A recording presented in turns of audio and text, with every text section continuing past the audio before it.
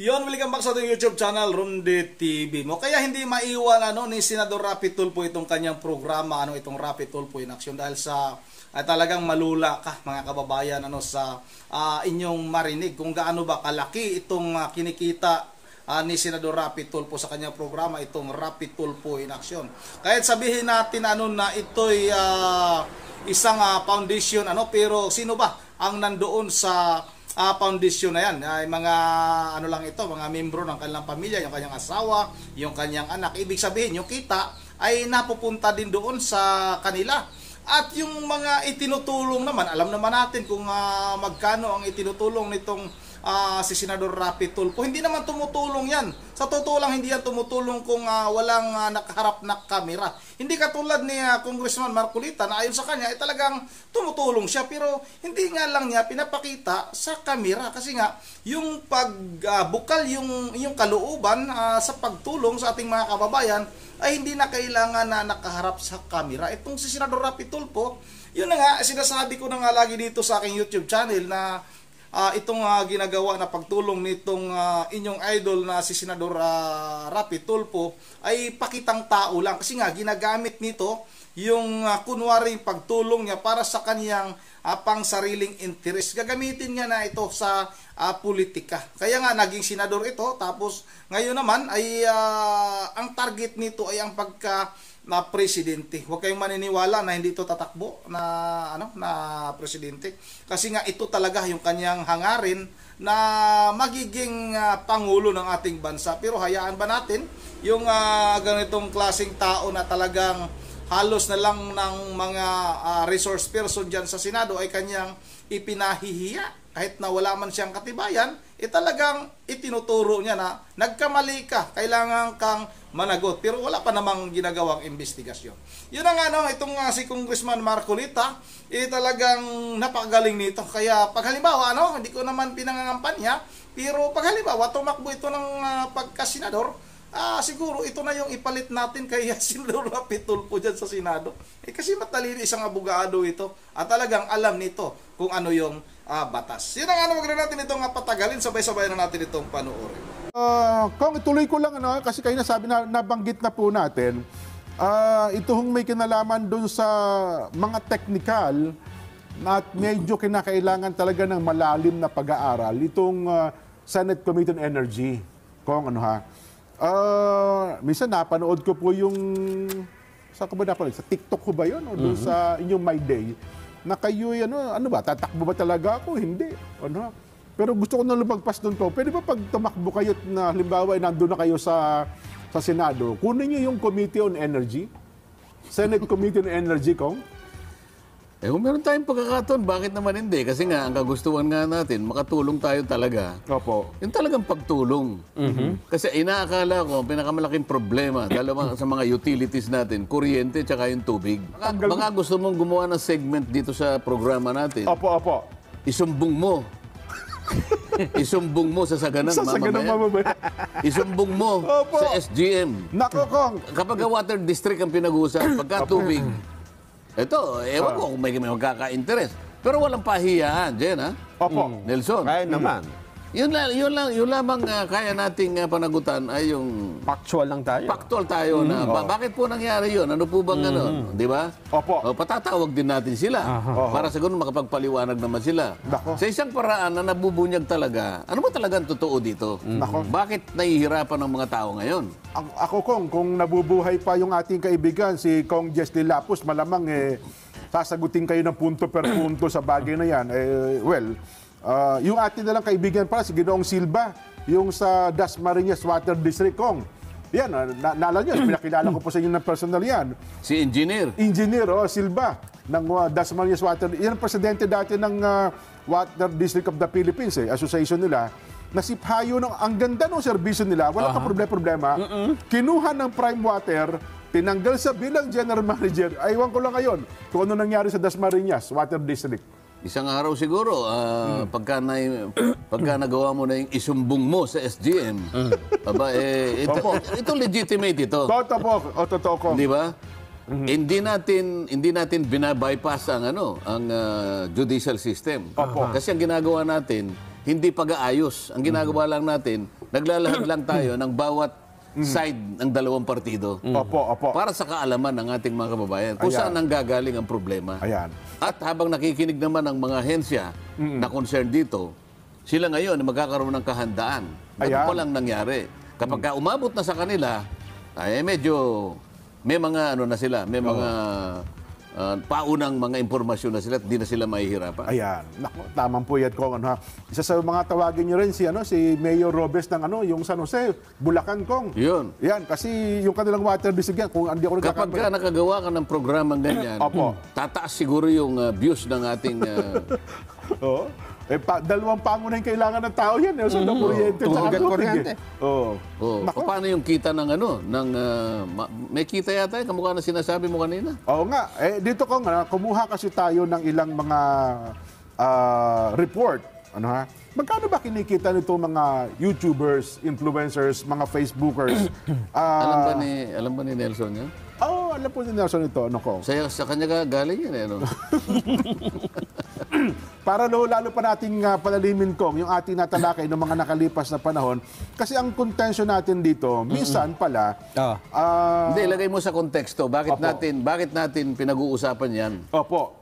Well, doon sa punto nung nakaraan na atin na pag-usapan, minsan kasi pala, yung mga public official natin, particular na po, bagitin na natin, si Senador Rapi Tulfo na isang senador at vlogger din, sabi ng iba, nakakatulong naman pala pero kung pag-uusapan natin, kumikita din pala siya ng malaki doon sa kanyang YouTube account at hindi pangkaraniwan ang kita. Kong, talagang... Anong ibig mong sabihin na hindi pangkaraniwan? Malaki. Umaabot talaga ng milyon, Kong. Kaya kung interest ang ating pag-uusapan, sa pagiging isang senador, talagang parang bagang mahahati ang iyong atensyon. Kasi walang kinikita saan? Kailangan ipaliwanag natin. Saan siya kumikita? Dito po, sa kanyang account sa YouTube. Ito yung YouTube account po niya. Yung parang content niya. Yan, yung kanyang content. So, ang ibig sabihin ni Kong Jen, posible na may pagkakataon na ang iniisip mo na ay paano kaya magiging viral itong hearing na ito? Mukhang ganun na nga nangyayari. Diba? Mukhang ganun na nga nangyayari. Usapan muna natin. Magkano ba? Magkano nga ba? Yan ba? Totoo yan? Merong basis yan? Baka mamaya hindi totoo yung pinanggalingan na yan. Ito po na, Kong, sa lahat ng mga may account, wag lang muna sa isang particular na tao. Kinakailangan daw po, para ikaw ay kumita, mag-apply ka sa YouTube partner program para kumita ng pera at dapat ma-meet mo yung sumusunod na mga advertising guidelines. May mga guidelines pala yan. At least, meron kang 4,000 valid watch hours sa loob daw po ng 12 buwan. At least, meron kang 1,000 subscribers. At yon, ililink mo yun sa YouTube sa isang Google AdSense account. So, lahat ng ito naman yung nasunod. Kong? Et cetera. Ngayon po, dito, lumalabas, at kung ang pag-uusapan ay kita, sa United States daw po, nagsimula ang perang pumapasok sa kanilang YouTube na may halagang $2 sa bawat 1,000 views. In every 1,000 views, meron kang $2. Dito For po every 1,000 views, Opo. may bayad na 2,000... No. $2. $2 lang po. Ito daw po'y batay doon sa AdSense revenue para sa bawat 1,000 views sa kanyang channel o sa inyong channel, maaari daw pong kumita ng $1 o katumbas daw po ng 50 pesos. Ngayon po ay 57 ngayon, hanggang 801 pesos. Ibig sabihin, doon po sa 0.5 hanggang 0.8 pesos bawat viewer. 50 hanggang 80 pesos naman sa bawat 1,000 views. Once na kumikita ka na, maaari mong makuha ang perang naipon mo through Google AdSense, ang YouTube earning na ito at maaaring isanda po sa iyong personal bank account o sa etc. Dito daw po sa ating bansa, Kong, alam niyo ba kung sino ang highest earning YouTube channel sa Pilipinas? Nason? Sino? Ang Rapi Tulfo in Action. Ang kanya pong monthly earnings mula sa YouTube ads ay 2.8 million hanggang 45.2 million approximately sa total subscribers po na 26.1 million approximately. 2.8 million, pesos? Or... 2.8 million pesos muna ito, Kong, sa Pilipinas. At From 2.8 million hanggang 45.2 million approximately. 45.2 million. Opo. Ang kanya hong kasing total subscriber ay 26.1 million approximately. Yan po, pinakikita po natin sa telebisyon. Ang kanya po namang average monthly channel views ay 277 million approximately. Ang kanya po namang total views ay 6.3 billion views approximately. Kong. Ano ha? So yun po ang ito po yun nilabas mismo doon sa YouTube. Ano? At well, wala namang Itong 2.8 million, from 2.8 million to 45.2 million per month ba ito? Monthly. Monthly Yes, po. average mo yan. Opo. Range. Nelson, kunin mo nga yung range nito. Halimbawa, i-add mo yung 2.8 plus 45.2 divided by 2 para makuha lang natin Yes. yung Ayan, range. opo.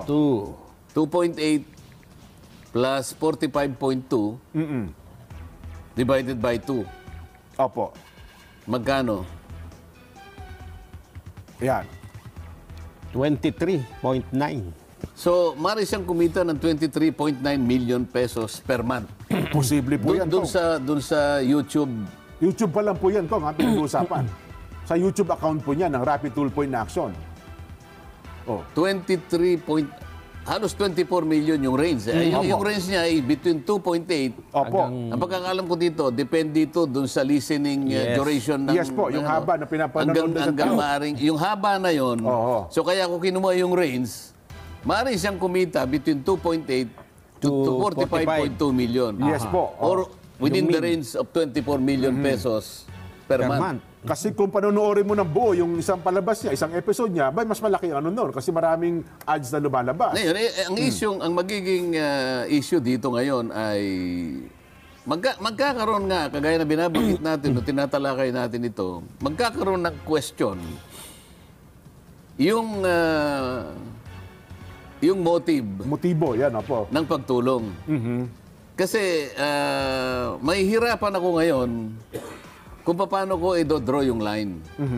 Talaga bang taos sa puso sa loob ang pagtulong o dahil sa kinikita na about 24 million pesos a month? Well, yun ang iisipin talaga natin, Kong. Pagkatapos, pwede rin mag-suggest na kaya pala yung paraan ng kanyang pagganap ng programa na yon may pagka-cinematic. Ay, opo. May pagka-dramatic sapagkat sa aking pag-aakala, pagka-dramatic, merong dramatic effect, lalong tataas yung views dito. Ay, Palagay opo. ko. Kapag ka naging, naging viral pa yan, Kong. Opo. So dito pa lamang makikita mo na ito, hindi ko sinasabi ito, pero dito magsasuggest na po pwedeng ma-question yung motibo kung bakit ganon ang format ng programa. Oho. Di ba? Kong, dagdag ko pa. Dito naman sa lumabas sa YouTubers.me, lumalabas din daw po ito, Rafi Tulpo in Action net worth, 6.03 million US dollar. Kong, 6.03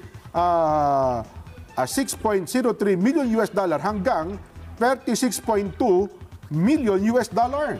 Ganun po kalaki, Kong, ang net worth. Sino naman ang... Ito naman po ay sa YouTubers.me.